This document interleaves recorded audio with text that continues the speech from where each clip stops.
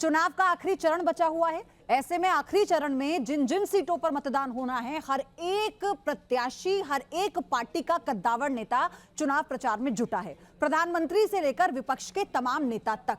प्रधानमंत्री उत्तर प्रदेश में चुनाव प्रचार करते हैं तो वो ये कहते हैं कि अच्छे अच्छों को सीधा करना अगर किसी को आता है तो वो है मुख्यमंत्री योगी आदित्यनाथ। उनके बुलडोजर एक्शन से लेकर अपराधियों को सीधा करने के उनके अभियान तक की सराहना करते हुए प्रधानमंत्री ये कहते हैं कि अगर ये कोई कर पाया है तो वो उत्तर प्रदेश में है मुख्यमंत्री योगी आदित्यनाथ। और सपा के शासनकाल को जंगल राज बताते हुए प्रधानमंत्री कहते हैं कि ये जो गठजोड़ है ना सपा और कांग्रेस का, ये भी किसी जंगल राज से कम नहीं होगा। और उसी पर आज योगी आदित्यनाथ ये कहते हैं कि अगर अपराधी नहीं सुधरेंगे तो उन्हें टांग दिया जाएगा।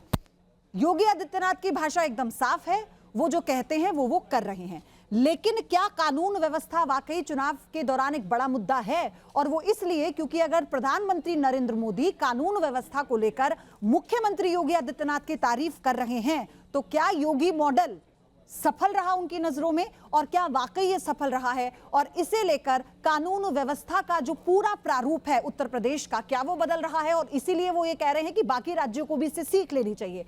चर्चा इसी पर होगी। तमाम पैनल मेरे साथ इस वक्त जुड़ चुका है। मेरे साथ कौशल कांत मिश्रा हैं, बीजेपी के प्रवक्ता हैं, हमारे साथ जुड़ चुके हैं। मेरे साथ है अनुराग भदौरिया, समाजवादी पार्टी से। स्वागत है आप दोनों का। मेरे साथ है विक्रम सिंह, पूर्व डीजीपी हैं उत्तर प्रदेश के, सर वेरी वेलकम। और वरिष्ठ पत्रकार जुड़ चुके हैं, एनके सिंह सर। सर बहुत स्वागत है आप सभी का। कौशल कांत मिश्रा, शुरुआत आप ही से करते हुए मैं आ रही हूं। क्या प्रधानमंत्री मोदी का ये कह देना कि योगी मॉडल एक सफल मॉडल है अपराधियों पर नकेल कसने के लिए, ये सीधा मैसेज है कि बाकी राज्यों में भी जरूरत आ पड़ी है, कानून व्यवस्था को अगर काबू करना है तो योगी मॉडल अपनाना चाहिए? योगी मॉडल पयोधी जी क्या है? योगी मॉडल ये है कि एक आम जनता, महिला, पुरुष, वृद्ध, कोई भी सड़क पे रात में 12 बजे, 1 बजे, 2 बजे आजादी से घूम सके। उसको अपने स्टेट के लॉ में, स्टेट की पुलिस मशीनरी पे इतना भरोसा है कि वो रात में घूम सकता है, उसे कोई सुरक्षा खतरा नहीं है। यही योगी मॉडल है। योगी मॉडल ये है कि अपराधी लोग सुप्रीम कोर्ट और हाई कोर्ट के दरवाजे खटखटा रहे हैं और आम जनता अपने घरों में चैन से बैठ रही है। ये योगी मॉडल है। योगी मॉडल ये है कि 67,000 एकड़ भू माफियाओं के द्वारा कब्जा की हुई, माफियाओं के द्वारा कब्जा हुई जमीन को निस्तनाबूद करके उस पे गरीबों के लिए मकान बनाए जा रहे हैं। ये योगी मॉडल है। योगी मॉडल ये है कि पिछले करीब 5 सालों में, ये 2022 का मैं आंकड़ा दे रहा हूं, चेक कर सकते हैं, 10,000 से ज्यादा एनकाउंटर हुए, जिसमें से 157 अपराधी की मुठभेड़ में मौत हुई है। अब ये नहीं होता है कि जेल में बंद आतंकी को लू लग जाने की वजह से मौत होती है और डीजीपी को सस्पेंड कर दिया जाता है और इत्तेफाक से वो डीजीपी साहब हमारे साथ बैठे हुए। यही समाजवादी पार्टी की सरकार थी जब डीजीपी साहब को सस्पेंड कर दिया गया था क्योंकि एक आतंकवादी की मौत हो गई थी लू लगने से, और सस्पेंड विक्रम सिंह साहब हो गए थे। तो ये ज्यादा बेहतर बता पाएंगे कि कानून व्यवस्था में कितना चेंज आया, कितना बदलाव आया। और पयोधी जी एक बात कह के खत्म करता हूं। पहले राजनीतिक नारे 2 तरह के लगते थे। एक नारा होता था तिलक तराजू और तलवार इनको मारो जूते 4, ये भी अपराध था। दूसरा नारा था चढ़ गुंडों की छाती पर मोहर लगेगी हाथी पर। ये दोनों राजनीतिक नारे हैं। और जो समाज से आए हुए हैं वो क्या बताते हैं किस तरह की कानून व्यवस्था से हमारा प्रदेश गुजर रहा था। और आज इतने स्ट्रिंजेंट एक्शन के बाद, बुलडोजर एक्शन के बाद योगी जी की 2 बार सरकार आई है जो ये बताती है कि जनता मस्त है, अपराधी पस्त है।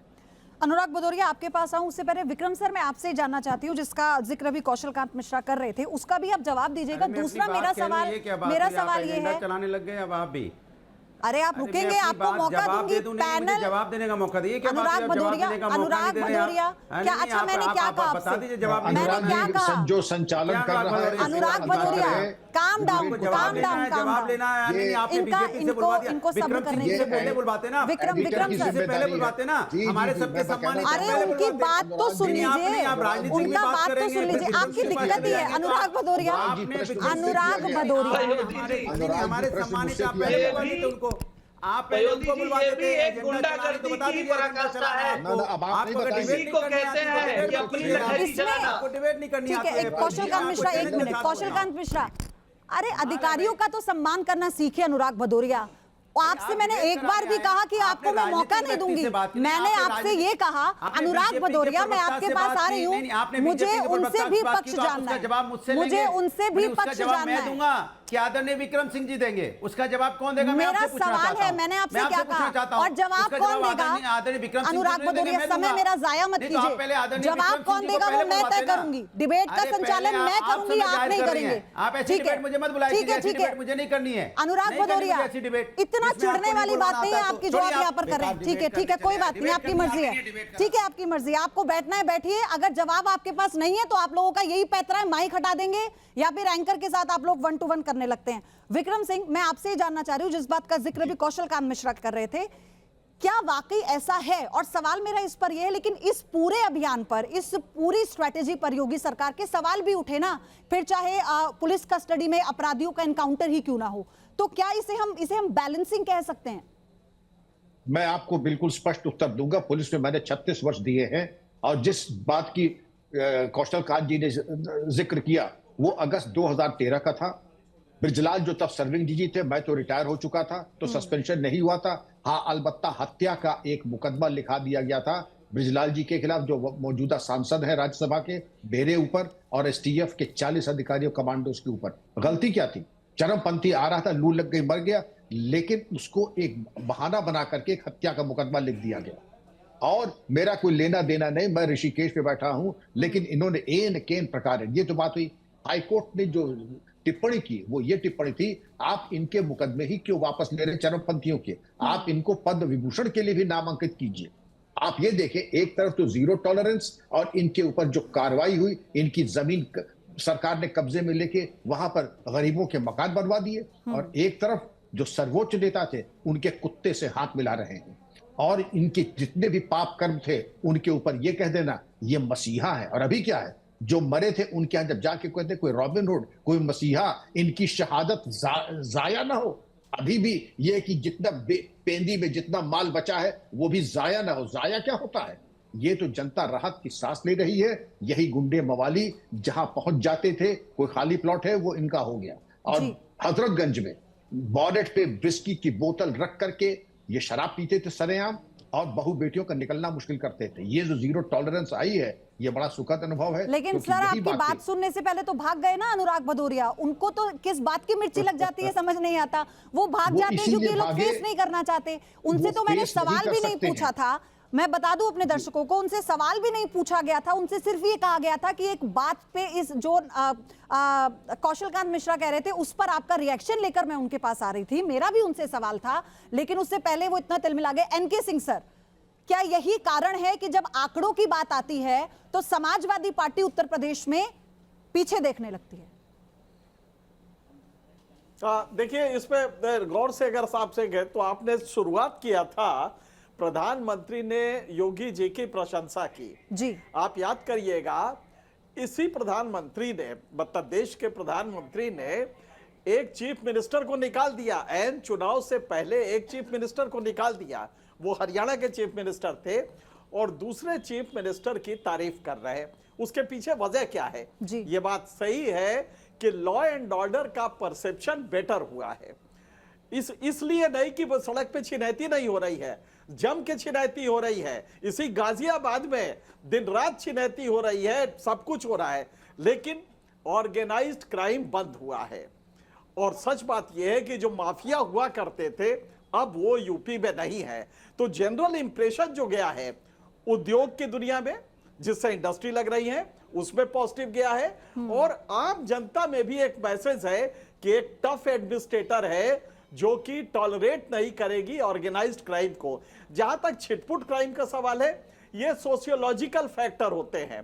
बहुत सारे पॉवर्टी होता है, अनएम्प्लॉयमेंट होता है, इसकी वजह से होता है, और किसी समाज का एक कैरेक्टर होता है, इसलिए उसको पुलिस बहुत ज्यादा नहीं दबा सकती।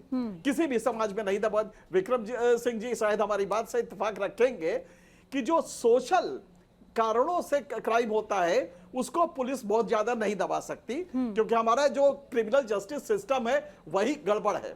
लेकिन ऑर्गेनाइज्ड क्राइम या जो माफिया होते थे वो खत्म हुआ है, और यूपी में खत्म होने की वजह से एक अच्छा मैसेज न केवल यूपी में बल्कि बाकी जगह भी गया, इसमें कोई दो राय नहीं है। जी सर, इस मॉडल पर मैं आगे आपके पास आऊंगी, लेकिन इसी बीच विक्रम सर, मैं आपसे जानना चाह रही थी कि दिसंबर 2023, 31 दिसंबर 2023 तक, 2017 से ये जो आंकड़ा है एनसीआरबी का कि गैंगस्टर एक्ट में 124 अरब 4 करोड़ 18 लाख की संपत्ति जब्त की गई है, 194 अपराधी मुठभेड़ में मारे गए हैं। ये कितनी बड़ी उपलब्धि के तौर पर आप देख रहे हैं अगर आप कंपैरिजन करते हैं?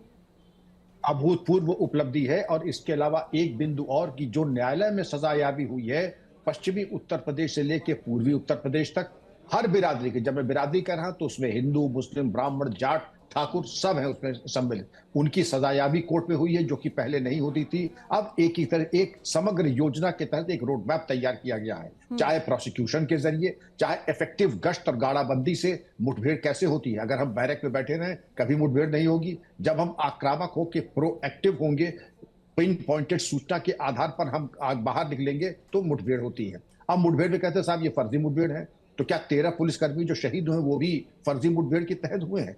फिर आपकी बात आती है कि माफिया जो जेल में मारे जाते हैं, जो माफिया जेल में अगर मारे जाते हैं तो पहली बार तो नहीं हुआ है, इसके पहले भी और उसकी प्रक्रिया बनी हुई है। उस प्रक्रिया के अंतर्गत जो जुडिशियल इंक्वायरी, जो मिनिस्ट्रियल इंक्वायरी, जो इन्वेस्टिगेशन सुप्रीम कोर्ट के द्वारा अनुमोदित जो इंक्वायरीज हुई है, उसमें तो पुलिस के ऊपर और शासन प्रशासन के ऊपर कोई आरोप नहीं लगा।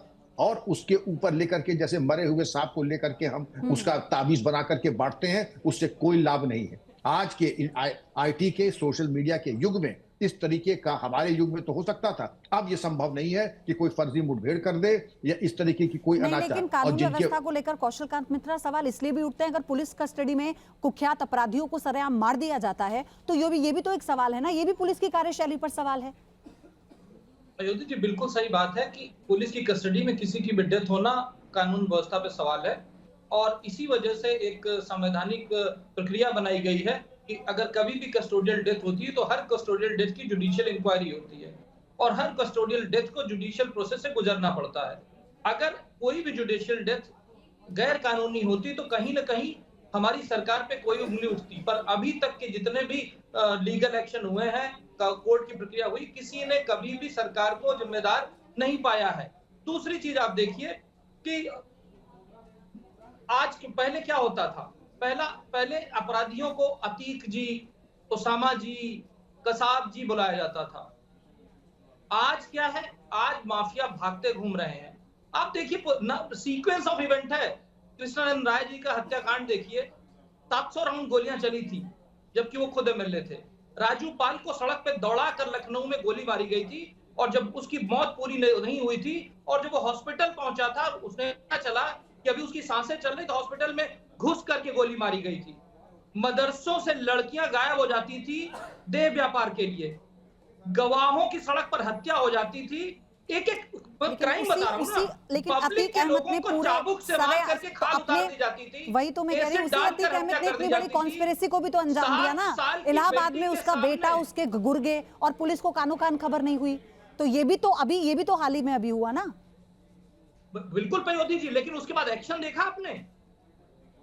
देखा आपने, बुलडोजर चल के सारे अवैध कब्जे खाली करा दिए। जैसे मान लीजिए कोई एक्स माफिया है, वो हत्या करता है, उसके अलावा उसने बहुत सारी जमीनों पे कब्जा कर रखा है और उस कब्जे पे अपने रिश्तेदारों का घर बसा के रखा हुआ है, और अगर उसको नोटिस दिया नहीं जाता था, पहले उनको सरकार में शामिल किया जाता था इसलिए नोटिस नहीं मिलता था।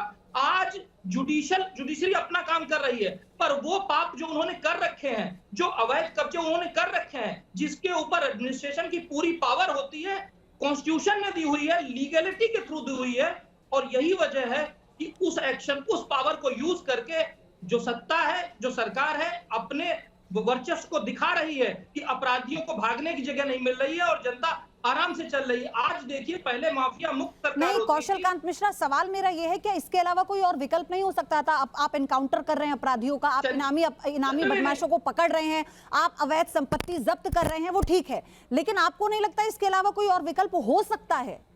पयोधी जी, इसके अलावा जो विकल्प था पिछले 70 सालों में प्रदेश ने देखा है, डीजीपी साहब ने देखा है, पत्रकार साहब ने भी देखा है। होता क्या था कि आप देखिए, आईएएस ऑफिसर थे राकेश बहादुर नोएडा के, उनसे स्ट्रांग अफसर पूरे उत्तर प्रदेश में कोई नहीं होता था। उनके घर में घुस करके उनकी माता जी के साथ हाथापाई हुई, बदतमीजी हुई, और उसके बाद भी उस सबसे पावरफुल अफसर जो उत्तर प्रदेश का सबसे पावरफुल अफसर था, उसमें हिम्मत नहीं हुई कि जाके एफआईआर करा सके। ये होती थी सत्ता। इसलिए जब आपको स्ट्रिंजेंट क्लीनिंग कर, अरे ये समझिए, न्याय व्यवस्था, कानून व्यवस्था आईसीयू में पड़ी थी। आईसीयू वाले मरीज को अगर इंजेक्शन लगा करके उसको रिहेबिलिटेट किया जा रहा है, तो मरते हुए आदमी में सारे एक्शन जो सही है वो किए जा सकते हैं। ठीक है, समय की कमी है मेरे पास। विक्रम सिंह जी, विक्रम सर, लेकिन जिस बात का जिक्र एनके सिंह कर रहे थे, जिस बात का जिक्र कौशलकांत मिश्रा कर रहे हैं, इन दोनों ही बातों पर मैं आपसे जवाब चाहती हूँ। और दूसरा ये कि क्या आपको भी लगता है कि ये जो बुलडोजर मॉडल है, ये सबसे आसान है तो फिर किसी भी राज्य के लिए अपना लेना, और अगर ये मैसेज प्रधानमंत्री की तरफ से दिया जा रहा है तो क्या ये बड़ा एक्शन हो सकता है अपराध के खिलाफ? बिल्कुल हो सकता है और होना चाहिए। हजारों लाखों करोड़ की राजकीय संपत्ति, जमीन पर, वनों पर जो अतिक्रमण हो रहे हैं, एन केन प्रकारेण जो करवाए जा रहे हैं पीडब्ल्यूडी, रेलवे की और तमाम सरकारी जमीनों पे, और जिन्होंने अतिक्रमण बना के कॉलोनीज, उपनगर बना लिए हैं, उन पे बुलडोजर नहीं चलेगा तो क्यों नहीं चलेगा, मैं जानना चाहूंगा। जो एक तरीके से नाजायज है, नाजायज होने के साथ साथ सारे अपील के चैनल एग्जॉस्ट कर चुका है, और आपराधिक इतिहास भी है। आपराधिक इतिहास है तो सबसे पहले फर्स्ट कम फर्स्ट सर्व। आपने मौका दिया है हत्या करके, आपने मौका दिया तेजाब फेंक के, आपने मौका दिया सीधे, तो बुलडोजर चलेगा ही चलेगा। ठीक है एनके सिंह सर, बहुत छोटा सा रिएक्शन मुझे लेना है। पूर्वांचल में चुनाव है, आखिरी दौर में, आखिरी जो चरण बचा है, और ऐसे में लॉ एंड ऑर्डर का जिक्र प्रधानमंत्री की तरफ से किया जाता है। इसके मायने में चाहती हूँ आप समझा दें एक बार आखिर में। देखिए, विक्रम सिंह जी की बात को तो हम नहीं काटेंगे, हमारे बहुत अच्छे और सम्मानित मित्र हैं। मित्र क्या, हमसे सीनियर है, लेकिन इतना जरूर कहूंगा कि एक्स्ट्रा जुडिशियल पावर किसी इलीगैलिटी का आंसर नहीं होते हैं। ये खुद विक्रम सिंह जी भी जानते हैं। किस भाव में कह रहे हैं मुझे नहीं मालूम है, लेकिन उनसे हमें उम्मीद थी कि इसका एक बड़ा सम्यक व्यू दे, और वो सम्यक व्यू ये था कि एक्स्ट्रा जुडिशियल पावर स्टेट को अलाउ नहीं है। एक दिन पहले नोटिस सर्व करते हैं आप, दूसरे दिन बुलडोजर चलाते हैं और इसको लीगलिटी कहते हैं। ठीक है कौशलकांत मिश्रा, जल्दी से 10 सेकंड। सुप्रीम कोर्ट में स्क्रूटनी हुई, सुप्रीम कोर्ट ने क्लीन चिट दिया और बुलडोजर चलता रहा। और एक चीज बोलना चाहूंगा, कुछ लोग हैं कि वक्त के साचे में ढल गए और कुछ लोग हैं कि वक्त के साचे बदल गए। वो हैं योगी जी और वो है मोदी जी।